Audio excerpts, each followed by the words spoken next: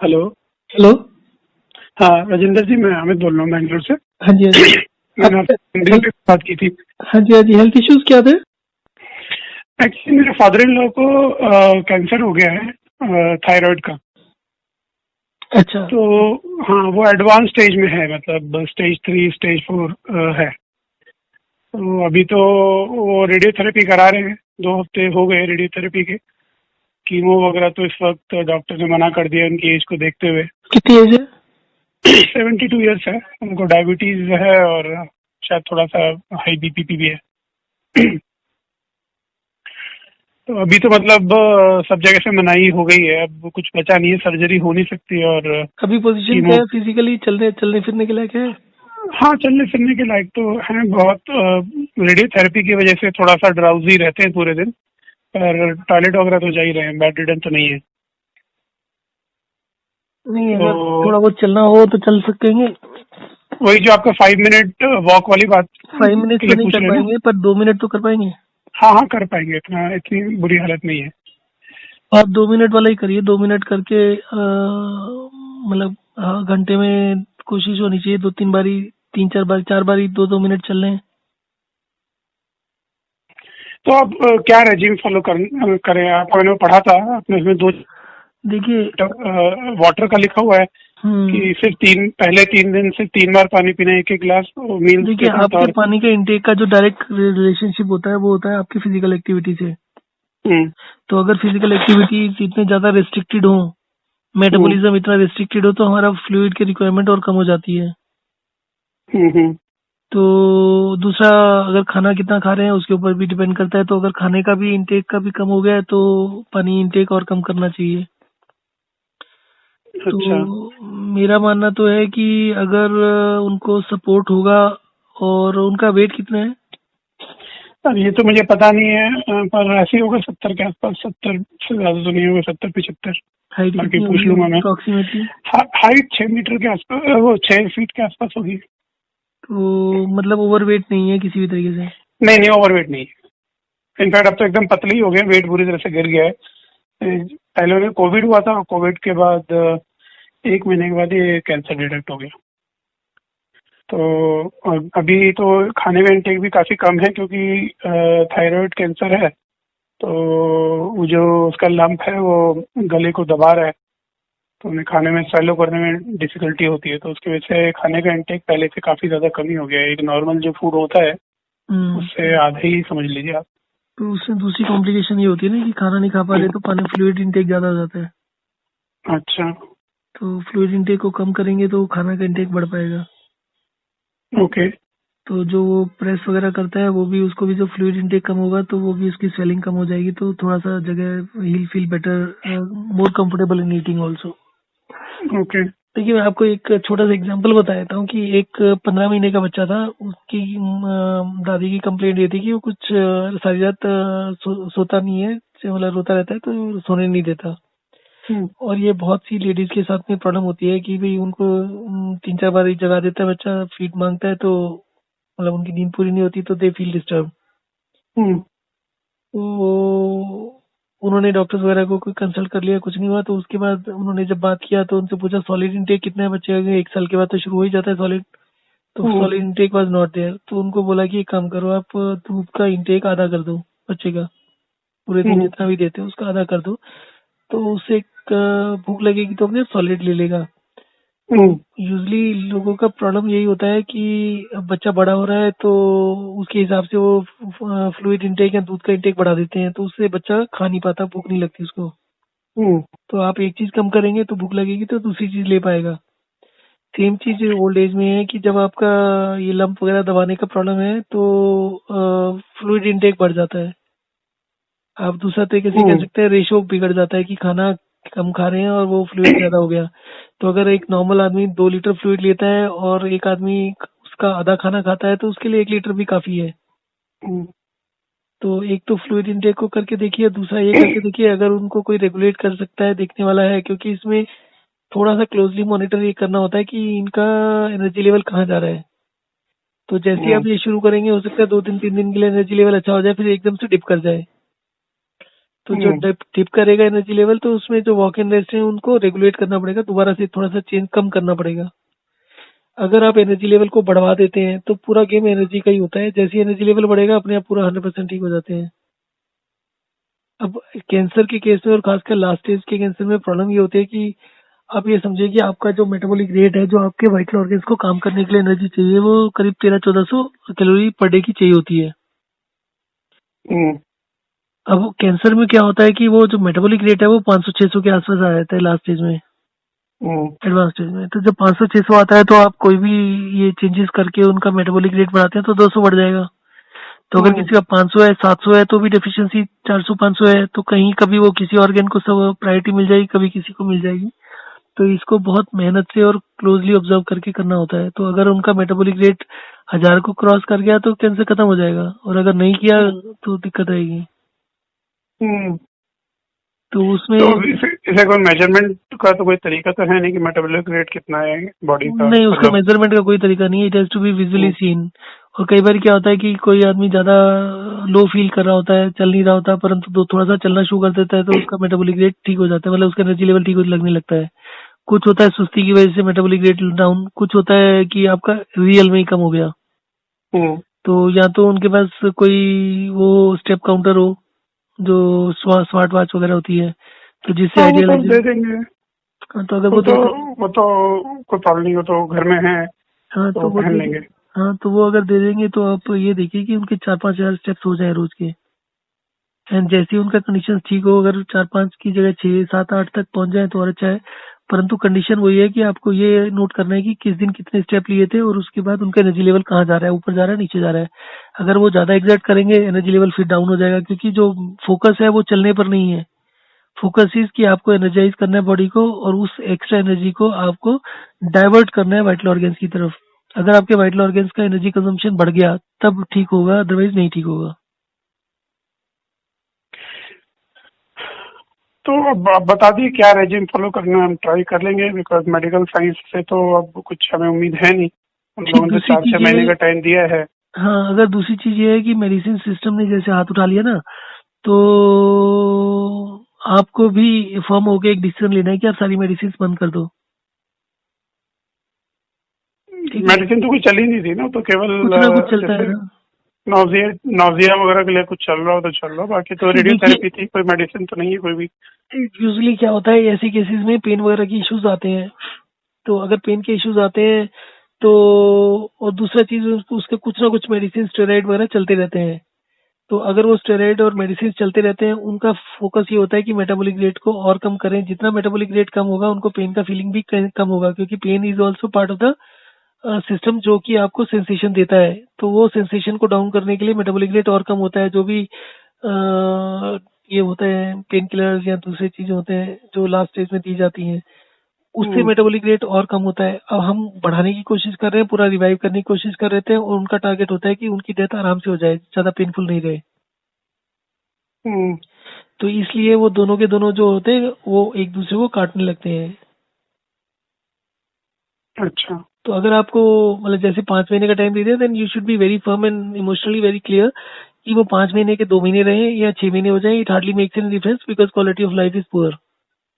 तो अगर आपको बचाने पर ही जोर देना है तो फिर उसी को फोकस करके चलो। और तो इसमें भी अगर आप hydration dehydration is also one of the best forms of getting relief from the pain. अगर आप डिहाइड्रेट कर लेंगे तो पेन रिलीफ उससे भी हो जाता है।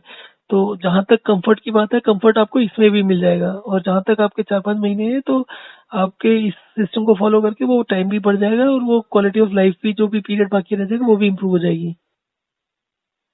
और अगर आपने ठीक से इसको कर लिया तो बच भी जाएंगे। आपके पास मतलब डोंट माइंड फॉर आस्किंग, लेकिन कुछ टेस्टिमोनियल्स हैं इस टाइप के? क्योंकि एक्चुअली चक्कर क्या है कि मेरे जो ब्रदर इन लॉ है ना, वो डॉक्टर है, और उसको कन्विंस करना भी मेरे लिए एक काफी थोड़ा सा मुश्किल काम ही होगा। अभी तो मेरी वाइफ है वहाँ पे, तो मैं जो भी बोलूंगा वो फॉलो करवा देगी। देखिए प्रॉब्लम यही है डॉक्टर्स के साथ में कि डॉक्टर्स नो नथिंग।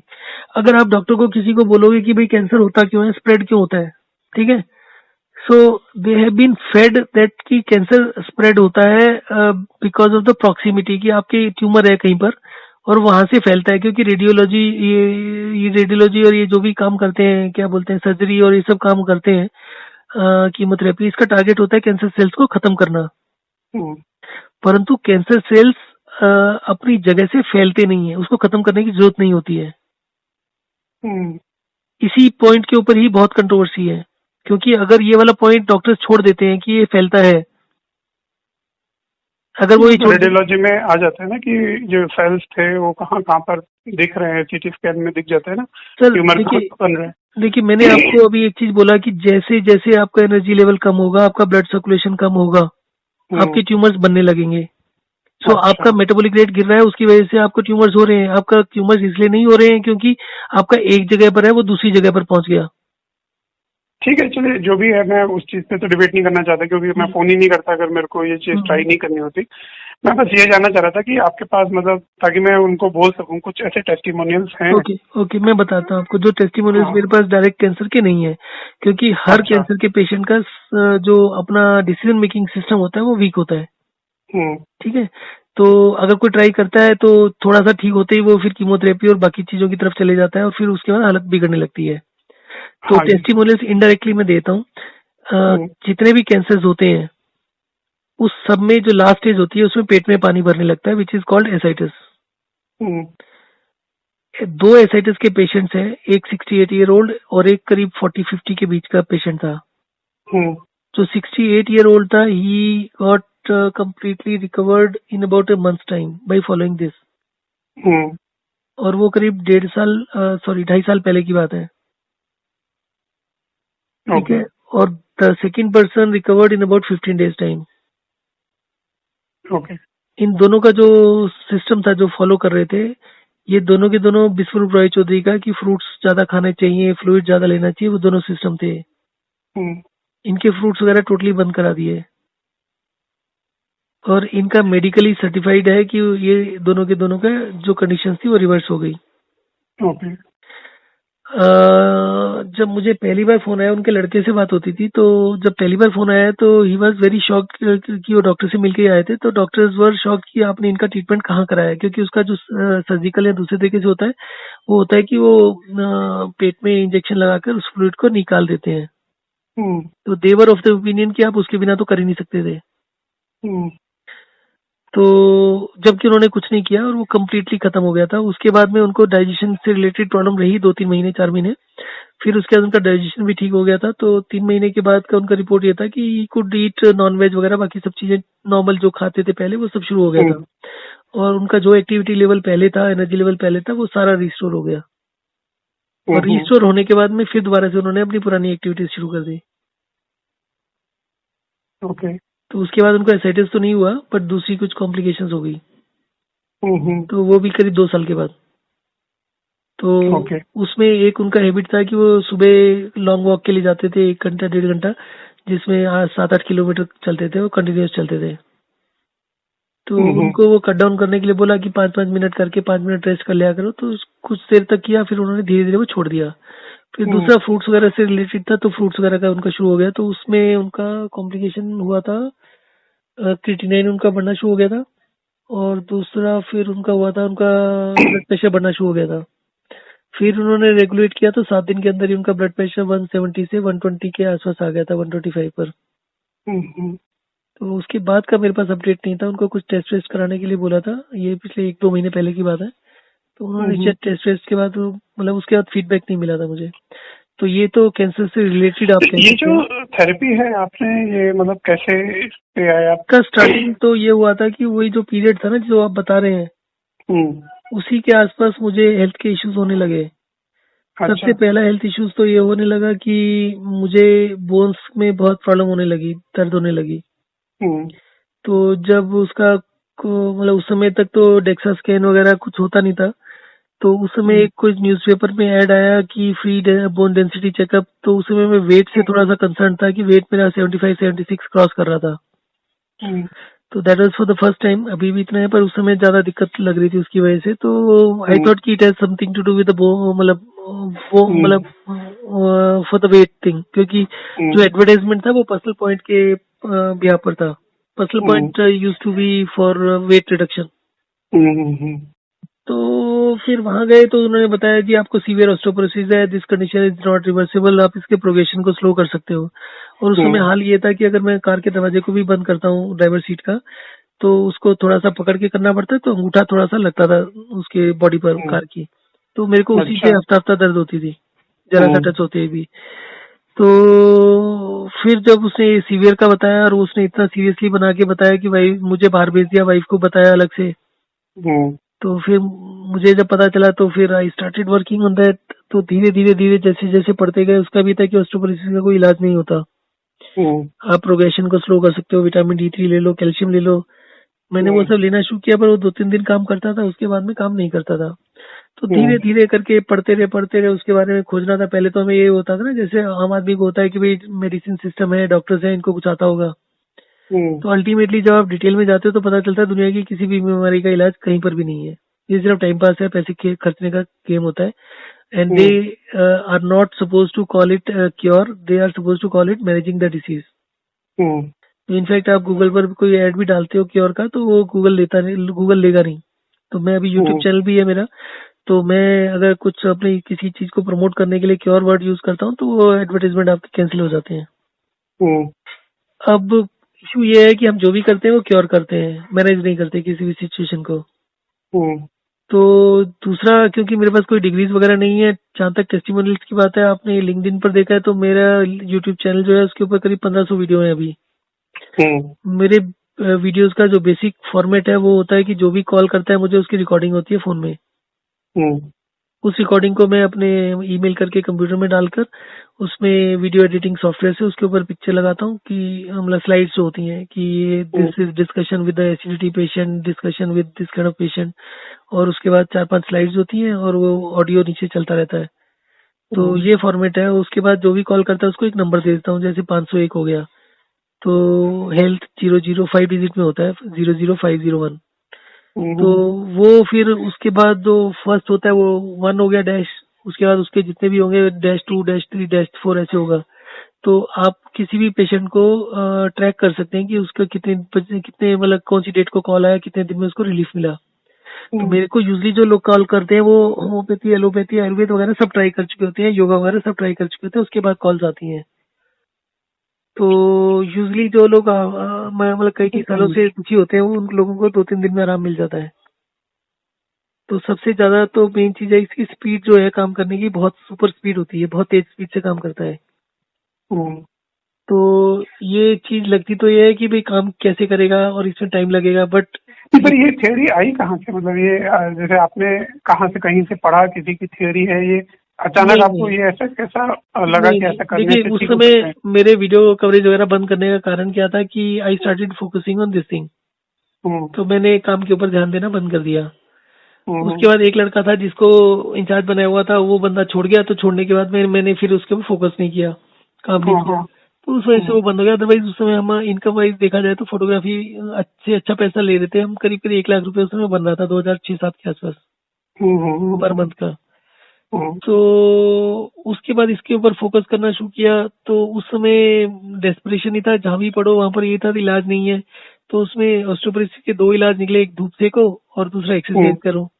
एक्सरसाइज करने जाता था तो 2-3 दिन किया, उसके बाद दूसरे तीसरे दिन तक बुखार हो जाता था, फीवरिश फील होने लगता था।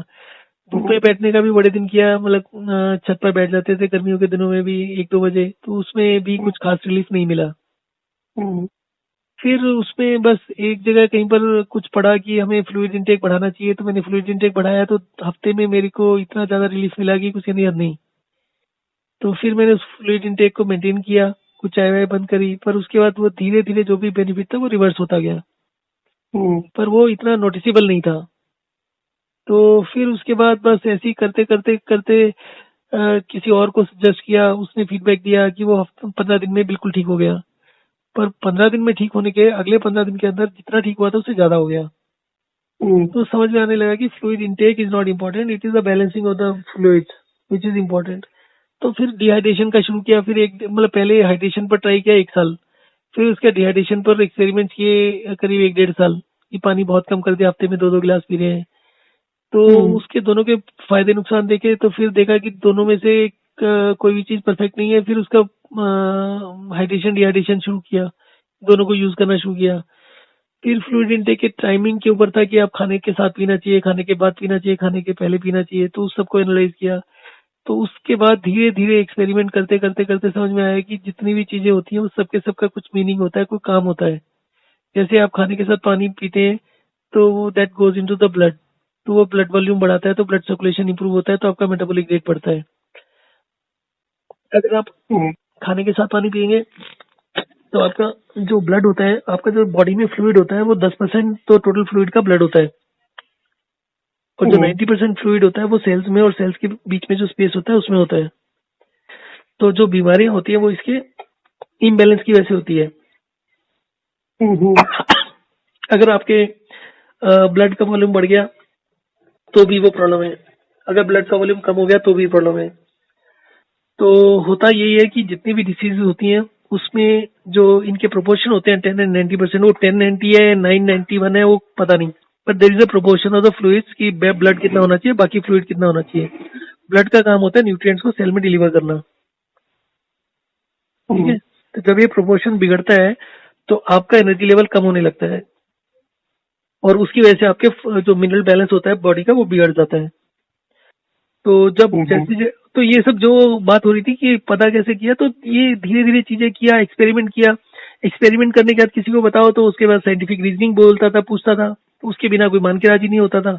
तो धीरे धीरे करके उसको स्टडी भी साथ साथ करते गए, मतलब किसी चीज को एक्सपेरिमेंट किया, उसका फायदा देखा, फिर फायदे के पीछे उसका लॉजिक ढूंढा, उसका साइंस ढूंढी। तो इसे कैसे करते करते खुद ही डेवलप किया। अगर आप इसमें बोलो किसी का कंट्रीब्यूशन है तो इसे जीरो कंट्रीब्यूशन, रादर मुझे आज तक सपोर्ट की जगह नेगेटिव चीजें मिलती हैं कि मुझे एक्सप्लेन करना पड़ता है कि क्यों हो रहा है। जब ठीक हो रहा है तो ठीक हो रहा है ना, बट स्टिल पीपल वांट कि उसका जस्टिफिकेशन होना चाहिए। मेडिकल साइंस का दुनिया में कोई जस्टिफिकेशन नहीं है।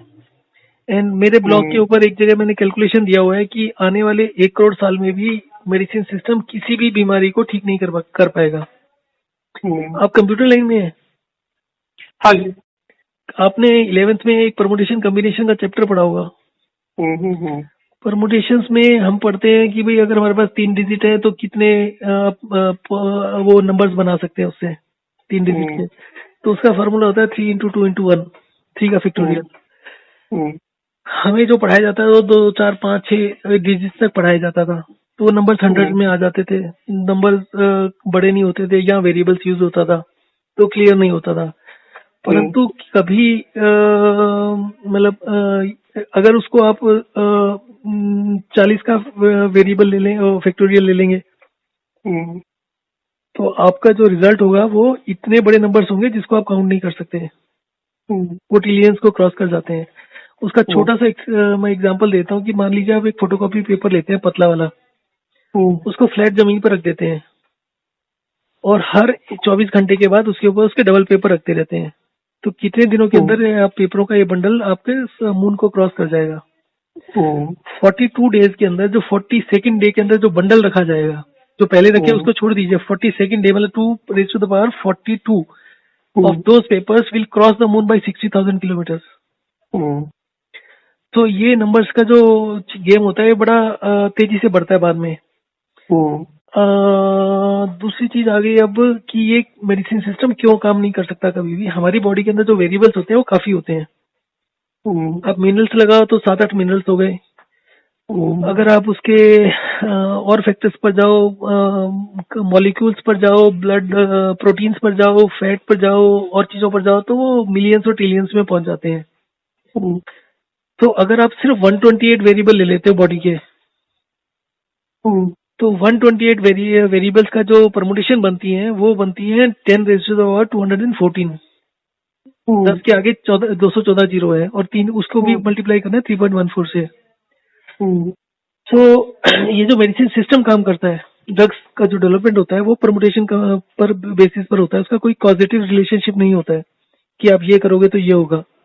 दूसरी चीज क्या है कि आपके जितने भी पैरामीटर्स हैं, आपका जो रिलेशन जो वेरिएबल्स होते हैं ना, जैसे XYZ होता है, तो वो XYZ की एक जो रिलेशनशिप होता है वो एक स्टैटिक होता है।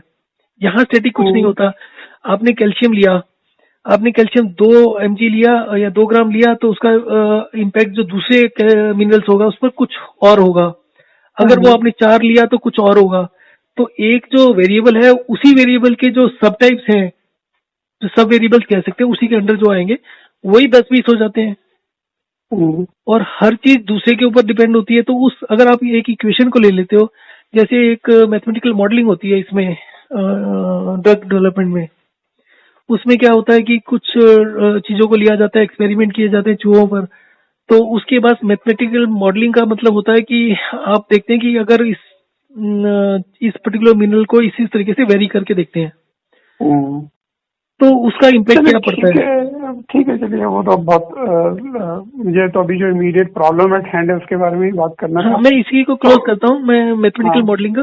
तो ये जो लोग होते हैं जो रिसर्च कर रहे होते हैं, पीएचडी वगैरह कर रहे होते हैं, इनको बताया जाता है कि 5-6 वेरिएबल ले लो। तो एक बार इस तरीके से डिस्कशन हो रहा था किसी पीएचडी वाले से, तो उसको बोला कि तुम 5-6 वेरिएबल की जगह 20 ले लो, और अगर तुमने 20-25 वेरिएबल ले लिए तो उसके बाद तुम्हारे जितने भी सॉफ्टवेयर वो सारे हैंग कर जाएंगे। दुनिया का सुपर कंप्यूटर ले आओ, वो भी उसको सॉल्व नहीं कर पाएगा। तो उसके परमुटेशन इतने बन जाते हैं, 6-7 लेते हैं, और 6-7 का कुछ मीनिंग नहीं होता, क्योंकि वेरिएबल जो एक्चुअल वेरिएबल है वहां पर वो 500 है। आप उसके 6-7 लेकर ग्रुप भी बनाओगे तो भी उसको सॉल्व करना इम्पॉसिबल है करोड़ों सालों में भी। तो कमिंग बैक टू दिस, तो बात हो रही थी कि कैसे किया। तो धीरे धीरे करके उसका लॉजिक बनाते रहे, फिर उसको ढूंढते रहे। भाई हर चीज का एक होता है ना कि अगर साइंस काम कर रही है मैंने ना बहुत पहले एक जर्मन साइंटिस्ट की वाटर थ्योरी पढ़ी थी 2000, हमें याद नहीं आ रहा है कि 2006 में पढ़ी थी या पहले पढ़ी थी उससे। तो उसमें भी कुछ इसी टाइप की चीज की थी कि पानी से सारे और उसमें हाइड्रेशन थ्योरी दी थी, डिहाइड्रेशन नहीं था उसमें, कि पानी से कैसे सारे डिसीज दूर किया सकते हैं। पर वो थ्योरी देखिए, अभी मैंने आपको एक चीज बताई कि आपके जो परमुटेशन होते हैं वो बहुत ज्यादा हो जाते हैं। इनको 6-7 वेरिएबल दिए जाते हैं ताकि आप उसको कर पाओ, ठीक है। परंतु पानी में एक खूबसूरती होती है कि पानी जो होता है वो जितने भी आपके वेरिएबल्स है उसको 2 पार्ट्स में डिवाइड कर देता है। या तो पानी से कुछ नेगेटिव, कुछ मिनरल्स नेगेटिव काम करेंगे, कुछ पॉजिटिव काम करेंगे। तो आपके पास जो वेरिएबल्स थे डील करने के लिए, वो मिलियंस ऑफ वेरिएबल्स से घट के सिर्फ 2 रह जाते हैं। 2 ग्रुप बन गए ना। तो एक दिन पानी आपने दिया तो उसमें जितने भी मिनरल्स, जितने भी चीजें, हार्मोन्स हो गया, कुछ भी हो गया, वो जितने भी चीजें ज्यादा है, जब पानी को बढ़ाएंगे तो वो कम हो जाएंगी। तो दूसरे दिन आपने पानी कम करना है, तो जब आप कम करेंगे तो जितनी चीजें कम होंगी वो बढ़ जाएंगी, क्योंकि आपकी जो ये फिल्ट्रेशन या जो बैलेंसिंग का काम है वो 2 ऑर्गन्स करते हैं, किडनी और लीवर। लीवर डील करता है आपके फैट्स, कार्बोहाइड्रेट्स एंड प्रोटीन्स को। जितने भी हार्मोन्स और मिनरल्स है वो किडनी डील करती है, और उनके सेट प्रोपोर्शंस करती है कि भाई उसमें एब्सोल्यूट नंबर, जैसे हमें बताया जाता है आज की डेट में आपको कैल्शियम इतना लेना है, किसी भी चीज का कोई सेट वो नहीं होता, हर चीज रिलेटिव होती है। एब्सोल्यूट नंबर्स में किसी भी चीज को सेट करना इज रॉन्ग। तो ये जितना भी फोकस है वो हमारी डाइट के ऊपर फोकस है, जबकि डाइट के ऊपर फोकस करने की कोई जरूरत ही नहीं है। डाइट का इंपॉर्टेंस सिर्फ 4-5% होता है, 10% होता है। आप फ्लूइड से उस डाइट को रेगुलेट कर सकते हैं कि आपकी बॉडी में एब्जॉर्ब क्या होना है। अब जिसको ऑस्टियोपोरोसिस होता है, जैसे मैंने बताया कि मुझे ऑस्टियोपोरोसिस हो गया, सीवियर हो गया, इतनी प्रॉब्लम थी। आज की डेट में मैं किसी भी 20 साल के लड़के को चैलेंज कर सकता हूँ कि वो जो होता है नकल्स को पूरे जोर से दीवार पर मारो, सीमेंटेड दीवार पर, तो मैं ज्यादा देर के लिए मार पाऊंगा। मैंने कोई विटामिन सी नहीं। आपने उन डॉक्टर्स को दोबारा दिखाया कि देखो भाई ये आपने बोला था कभी होगा नहीं ठीक, और अब ये जो रिपोर्ट है आपने मतलब फॉलो किया मेडिकल में? देखते हैं, सुनते हैं, आपसे मिलते हैं, बिना पैसे के कोई मिलता है किसी से? और मैं किसी को बताने के लिए पैसे खर्च करने के लिए क्यों जाऊं? मेरे पिताजी को डॉक्टर्स ने 8 साल पहले बोला कि he will not survive beyond 15 days at best, and the quality of life will be poor and will be on bed. उनको एक बंदा चाहिए होगा बिठाने के लिए, लिटाने के लिए, खिलाने पिलाने के लिए, और साफ सफाई के लिए, लैट्रिन वगैरह के लिए। अपने आप से कुछ नहीं कर सकता, he will be bedridden till he dies. तो मैंने उसको बोला, मैंने कहा ऐसा है कि जो तुम्हारा ट्रीटमेंट है उससे तो पता चल गया 15 दिन जिएंगे, तो तुम ट्रीटमेंट बंद कर दो।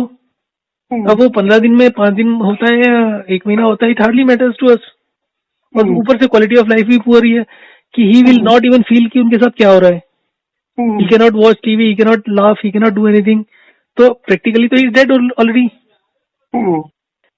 तो उस मैक्स हॉस्पिटल में था, सुपर स्पेशलिटी में, शालीमार बाग में। तो उसने बड़ी सुनाई बातें, मैंने उसको परस्यू किया, मैंने उसको फिर राइटिंग में दे दिया कि भैया तुम्हारी जिम्मेदारी आज से खत्म है और जिम्मेदारी हमारी है, और घर इसलिए नहीं लेके जाएंगे क्योंकि हमें नर्सिंग हेल्प चाहिए, हमें we can not do nursing at our home, ठीक है। So let it continue. आप इनका जो मेडिसिन है उसके 3 ऑप्शन दिया मैंने उनको कि आप मेडिसिन एकदम से बंद कर दो, दूसरा ऑप्शन था कि मेडिसिन को रिवर्स कर दो, कि अगर आप हाइड्रेशन के लिए कोई मेडिसिन दे रहे हो तो उसको आप डिहाइड्रेशन के लिए देना शुरू कर दो।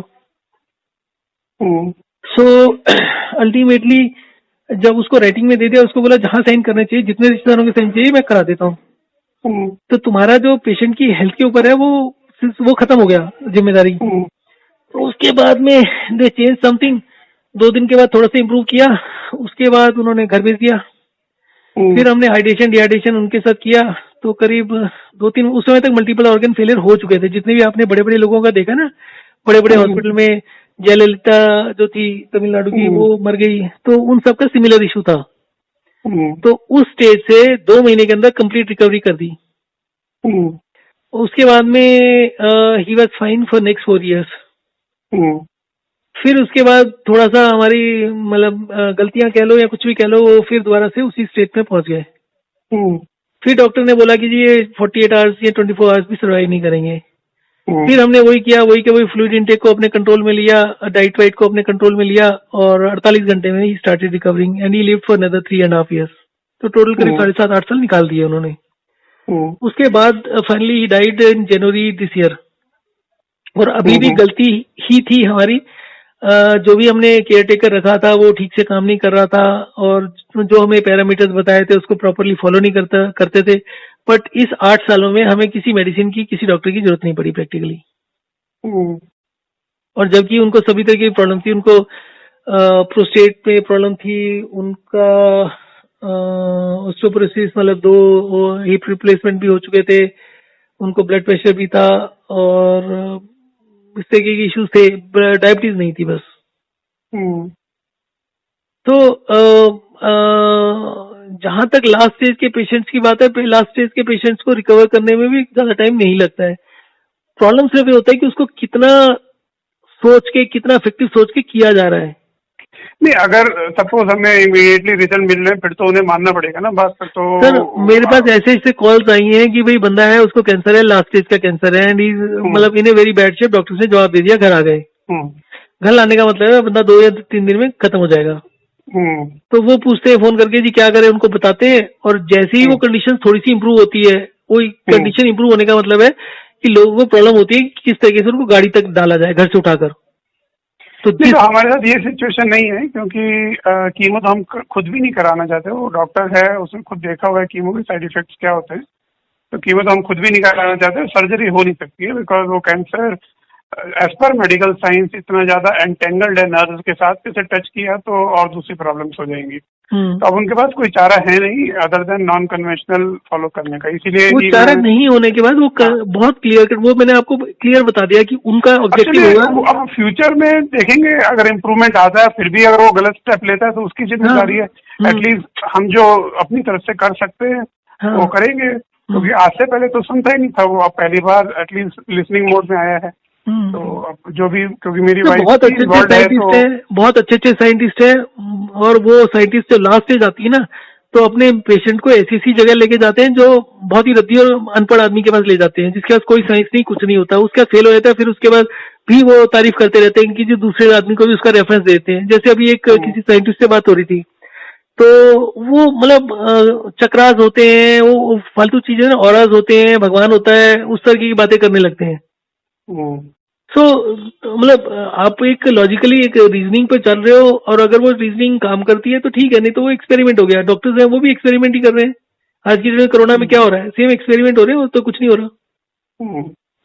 अब कोरोना के ऊपर मैंने इतने वीडियोस बनाए, आपको मैं कोरोना के ऊपर एक आधी चीज बताता हूँ। Corona is a big issue today, और कोरोना आप बोल ही रहे इनको हुआ था। कोरोना के ऊपर जो सबसे पहला रिपोर्टेड सिम्टम था that was a dry cough, मुंह सूखने लगता है। जो कॉलर ट्यून पहले चलती थी 15-15 मिनट बाद गर्म पानी देते रहो, ठीक है। अब बात होती है कि आपका मुंह सूखता क्यों है, तो उसके ऊपर मैंने एक वीडियो बनाया हुआ है कि हमारा मुंह सूखता क्यों है। उसके ऊपर 1000 से ऊपर में टेस्टिमोनियल्स हैं जो मेरे यूट्यूब चैनल पर है। कोई भी आदमी जो 4 से 5 लीटर पानी रोज पीता है, अगर वो 4-5 लीटर से कम करके 600 ml 700 ml पर आ जाता है, और सिर्फ खाने के साथ पानी पीता है, तो 24 से 48 घंटे के अंदर उसके मुंह में जो सलाइवा होता है वो बहुत बढ़ जाता है। सो दैट मीन्स आपका अगर मुंह सूख रहा है तो उसका इलाज ज्यादा पानी पीना नहीं है, कम पानी पीना है। और ये हमें प्यास क्यों लगती है, इसके ऊपर जो वीडियो बनाया था करीब 2 साल पहले बनाया था। कोरोना तो अभी आया है 1 साल पहले। और वो वीडियो के अंदर प्रॉपर साइंटिफिक तरीके से एक्सप्लेन किया हुआ है कि हमें प्यास लगती क्यों है, और उसके टेस्टिमोनियल 100% रिजल्ट मिलते हैं। ठीक है, उसके बावजूद भी कोई डॉक्टर उसको एक्सेप्ट करने के लिए राजी नहीं है। सबसे पहले आप ये प्रूव करने में मत रहो ना, आप तो मतलब ये टेस्टिमोनियल अपने कलेक्ट करके वेबसाइट पे डाल दो, जिसे बिलीव करना है करे, जिसे नहीं करना है वही ना सिस्टम है, वही चल रहा है करने की जरूरत ही क्या है। हम्म। बस टेस्टिमोनियल अगर आप वेबसाइट पे डाल दोगे तो ये सब कॉन्वर्सेशन होगा ही नहीं। अब जिसे विश्वास है वो सर, फॉलो करे, जिसे विश्वास नहीं है। आपको टेस्टिमोनियल देखना है, आप यूट्यूब चैनल पर चले जाओ, 1500 वीडियो है, उसमें आप ज्यादातर लोगों को पेशेंट का, किसी भी पेशेंट का देखेंगे जो रिप्लाई कर रहा है, जिसके मतलब 2-3 से ज्यादा वीडियो हैं।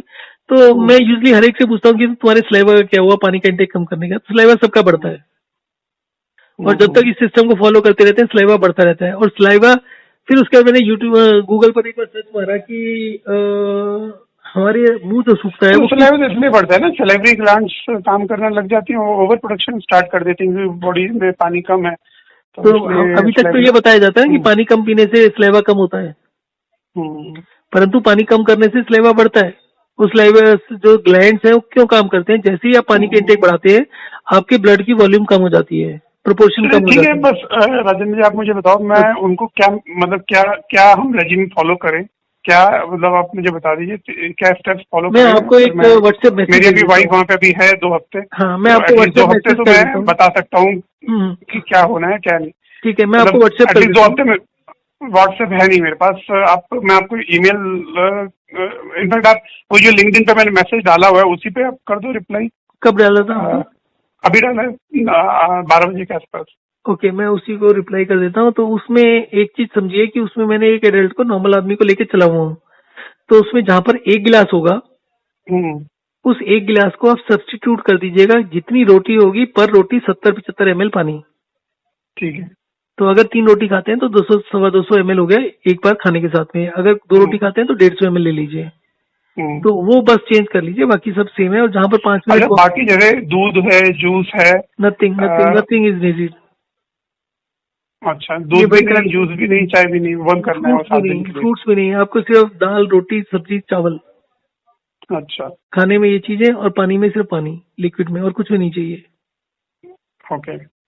और बाकी बातें तो बात की है, बाकी जो नॉर्मल होता है, कोई ये नहीं है कि आप खाना दे रहे हैं तो नमक मिर्च नहीं डाल के दे रहे, जो एक एवरेज आदमी खाना खाता है वो खाना खाना है। हाँ, वो तो खैर ऐसे कोई प्रिकॉशंस नहीं चल रहे हैं। और मोस्ट लाइकली उनकी लिक्विड डाइट इसलिए चल रही है क्योंकि सटक नहीं पा रहे ना, तो इसलिए उनकी डाइट थोड़ा सा लिक्विड ही चल रही है। तो उस हिसाब से आप मतलब अगर सजेशन दे सके तो अच्छा रहेगा, बिकॉज यहाँ पे फिजिकल प्रॉब्लम है, गले में अटक रहा है। मैं उसका भी आपको एक्सप्लेन कर देता हूँ। देयर वाज ए कॉलर, 22-23 साल का या 25 साल का लड़का था। तो उसका फोन आया कि जी मैं पिछले 4-5 दिन से एक और भी नहीं खा पा रहा, बिल्कुल कुछ खाना पीना बंद हो गया, मुंह में छाले हैं और वो जो टॉन्सिल है वो स्वेल्ड अप है कि कुछ भी अंदर जा ही नहीं रहा। तो मैंने उसको बोला कि तुम कंटिन्यूअसली वॉक एंड रेस्ट शुरू कर दो, क्योंकि otherwise he was physically okay. तो 5 मिनट चलना था, 5 मिनट लेटना था। कितनी बार करना है ऐसा? अपने वेबसाइट पे तो 3 to 4 12 बार लिखा हुआ है। हाँ, उसकी कंडीशन अलग थी, हर एक की अलग अलग कंडीशन है। वही मैं कह रहा हूँ, यहाँ पर आपको मॉनिटर करना है कि कितना करने से वो थक रहे हैं, थकाना नहीं है हमको। ओके। जब वो लेटे हुए, मान लीजिए सुबह सो के उठे, अब वो चल नहीं पा रहे, उनके दर्द हो रही है, तो उस समय तो एफर्ट लगाना है, क्योंकि जब आप 1-2 बार चल लेंगे तो बॉडी वो लाइन पर आ जाएगी। परंतु अगर मान लीजिए आपने 5 बारी 6 बारी कर लिया और करने के बाद आप थक रहे हैं, तो तब नहीं करना। समझ रहे हैं बात को? एक है कि आप लेटे रहने की वजह से दर्द हो रही है तो आपको उठ के चलना है, 2-3 बार एफर्ट करना है। और एक है कि आप 10 बार एफर्ट कर चुके हो तब थक रहे हो, तो तब नहीं करना, तब रेस्ट बढ़ा देना। ठीक है ना, तो स्लो रैंप अप करेंगे। जैसे एक रेजिम बता दीजिए, जैसे कि उसमें तो आपने ये लिखा है 5 minute walk, 5 minute rest, 5 minute walk, 5 minute rest, और ऐसा दिन में 3 बार कर दो। तो हम 5 मिनट की जगह we can start with 3 minute, 3 minute walk, 3 minute rest. 2 minute से स्टार्ट कर सकते हैं। मैं ये आपको वॉक और रेस्ट का मैं आपको फोन पर ही बता देता हूँ। वॉक एंड रेस्ट का सिस्टम क्या है कि आप 2 मिनट के लिए, हाँ जी, घंटे में आप 2-3 बारी लेके चलो उसको, 2-2 मिनट चलने वाले अच्छा। को, और उसको हर 20 मिनट में 15 मिनट में बस एक बार चल लें। रेगुलरिटी मेंटेन करके रखें और एक साथ मत चलाएं। उसमें तो ये भी था ना कि लोग जो ऑफिस वगैरह जाते हैं वो सुबह और शाम को ही कर सकते हैं, दिन में नहीं कर सकते। और घर पर ही हाँ है तो हाँ, ये इनको आप कोशिश करो घंटे में 3 बारी करने की, घंटे में 3 बार 2-2 मिनट 2-2 मिनट। वॉक और करें। जो बीच में रेस्ट टाइम लंबा है तो कोई फर्क नहीं पड़ता। नहीं, कोई फर्क नहीं पड़ता। 2 मिनट चलने के बाद 10-15 मिनट रेस्ट कर सकते हैं, 15-17 मिनट जो भी आता है। ओके, नॉर्मल वॉकिंग, कोई वो नॉर्मल स्पीड का कुछ नहीं है। स्पीड कुछ तो नहीं। एक तो हाइड्रेशन डिहाइड्रेशन है, और दूसरा वो आप मुझे बता दोगे कि कैसे करना है। और ये हर खाने घंटे में। में खाने में 3 बार ही खाना खाना है। पहले ठीक तो है। आप कलेक्ट करो डाटा कि अभी खाना कितना खा रहे हैं, और पहले का हम्म। भी बंद करके आप, मतलब पहले तो आप फ्लूइड दूध वगैरह सब चीजें बंद करेंगे तो उनका डाइट अपने आप चेंज हो जाएगी। हम्म। तो पहले उसको ऑब्जर्व कर लो कि कितना खा पा रहे हैं। पहले दिन के बाद दूसरे दिन से सिस्टम को फॉलो करें तो ज्यादा अच्छा रहेगा। पहले दिन ही डाटा इकट्ठा कर लो, हम्म। क्योंकि अब तो सारा सिस्टम ही चेंज होगा ना, फ्लूइड चेंज होती है। हम्म। तो आप आज चेंज करके देखो, रात तक देखो कि उनका खाने का इंटेक कितना बढ़ जाता है। और खाने के हम्म। बीच में सिर्फ एक चीज को अभी फॉलो करो कि 3 मील्स होने चाहिए, और 3 हम्म। मील्स का जो टाइमिंग होना चाहिए वो होना चाहिए 8 बजे, 2 बजे, 8 बजे। हम्म। सुबह के 8 बजे, 2 बजे दोपहर को, रात को 8 बजे। हम्म। और पानी का इंटेक का बता ही दिया कि एक रोटी के साथ में हम्म। 70 ml वाटर, 70-80 कर सकते हैं, कुछ भी हम्म। रख लीजिए। तो जितनी रोटी उसके हिसाब से पानी, और रोटी के साथ साथ पानी, बस दैट्स ऑल। अभी सिर्फ पहले पहले दिन के लिए ये फॉलो करा दीजिए, हम्म। और उसके बाद देखिए 24 घंटे में कितना फर्क पड़ता है। और ये चीज मत सोचिएगा कि 24 घंटे में फर्क नहीं पड़ेगा। ये बहुत सिंपल चीज है, पर मैंने एक वीडियो और बनाया है कि ये जो चीज है हमारा हाइड्रेशन डिहाइड्रेशन, ये 24 घंटे में ही क्यों काम करता है। आपका ब्लड 4-5 लीटर होता है, जो उसमें हम्म। कम या ज्यादा होता है वो सिर्फ आधा लीटर होता है। हम्म। अगर आप खाने के साथ पानी पियेंगे, बाकी पानी नहीं पियेंगे, तो आपका सेल्स का जो पानी बढ़ा हुआ है वो कम हो जाएगा। ये ब्लड का पानी जो कम हुआ होता है वो अगर आपने 200 ml भी पी लिया 3 दिन में तो 600 ml हो गया। हम्म। तो ये most of this water in the absence of other water will get hmm. Into your blood, और वो ब्लड की वॉल्यूम को एक ही दिन में पूरा कर देता है। तो you will see 90% recovery with in 24 hours. उसके हम्म। बाद सिर्फ दिमाग लगाना है कि कब कब ज्यादा करना है, कब कम करना है, बस। अदरवाइज हम्म। आपको अपने आप से दिखाई दे जाएगा कि 24 घंटे में वो कितना फर्क डालता है। और दुनिया की कोई साइंस इसको चैलेंज नहीं कर सकती, इससे ज्यादा फास्ट नहीं कर सकती। हम्म। अगर आप उसको बिल्कुल डॉट बाय डॉट इसी तरीके से चलेंगे तो 24 घंटे में देखिए कितना फर्क पड़ता है।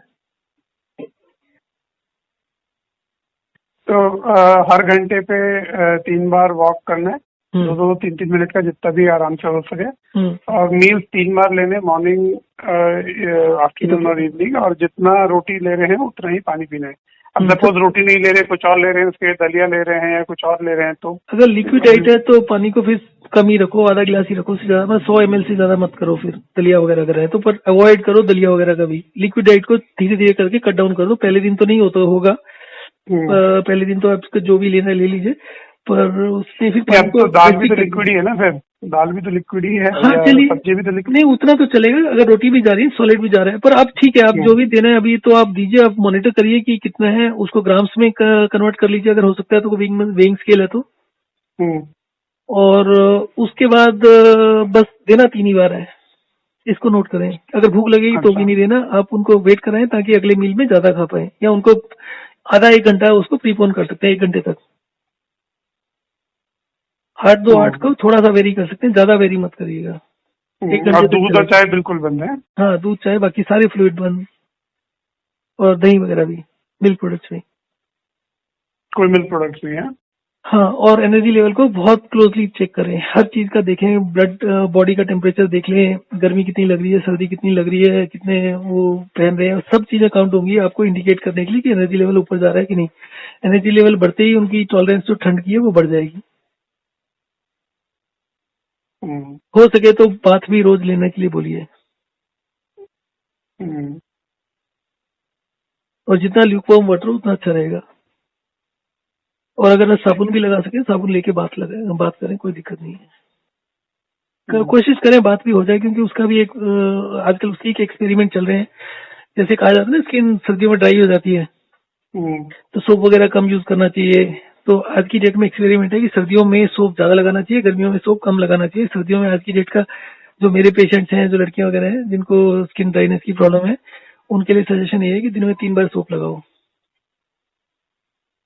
ये जितना भी आप पढ़ते हैं देखते हैं सब के सब मतलब वाहियात चीजें होती हैं। अगर आप इसी चीज को एक्सपेरिमेंट करके देखो तो आप हैरान रह जाओगे कि सोप लगाने से कहते हैं कि ड्राइनेस बढ़ती है स्किन की।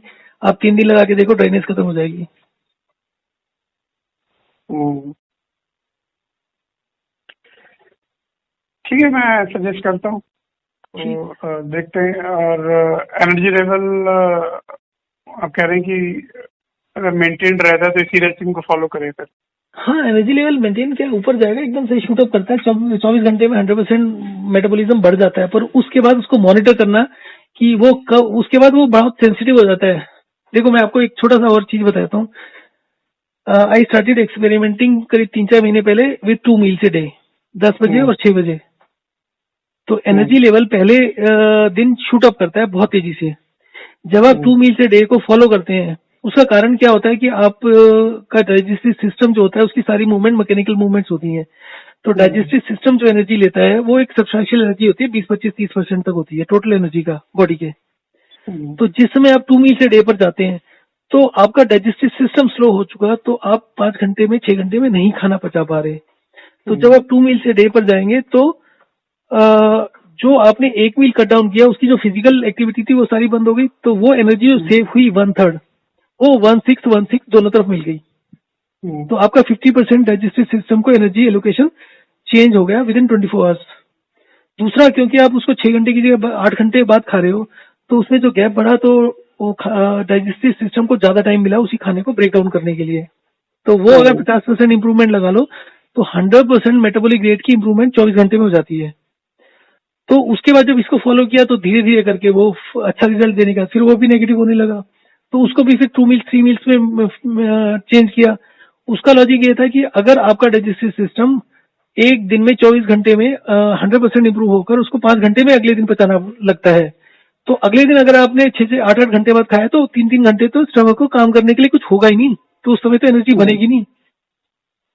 तो प्रोसेसिंग बंद हो गई, तो अगले दिन से 3 बार ही खाना शुरू करो, तो उससे फिर एनर्जी लेवल दोबारा से शूट अप करना शुरू करती है। तो जितने भी चीजें हैं ना उसको प्रॉपरली कैलकुलेट करना जरूरी हो जाता है। तो इसी तरीके से इसको आप शूट अप तो करा लेंगे एनर्जी को 24 घंटे में, उसके बाद इसको मेंटेन करना होगा। तो उसको 2 मील्स 3 मील्स भी थोड़ा सा प्ले करना पड़ेगा, जैसी थोड़ा सा कंट्रोल में आती हैं चीजें। ठीक है। ठीक है जी, मैं देखता हूँ, उन लोगों को बताता हूँ, ठीक है। बोलता हूँ करने को। ओके। ओके जी, थैंक यू।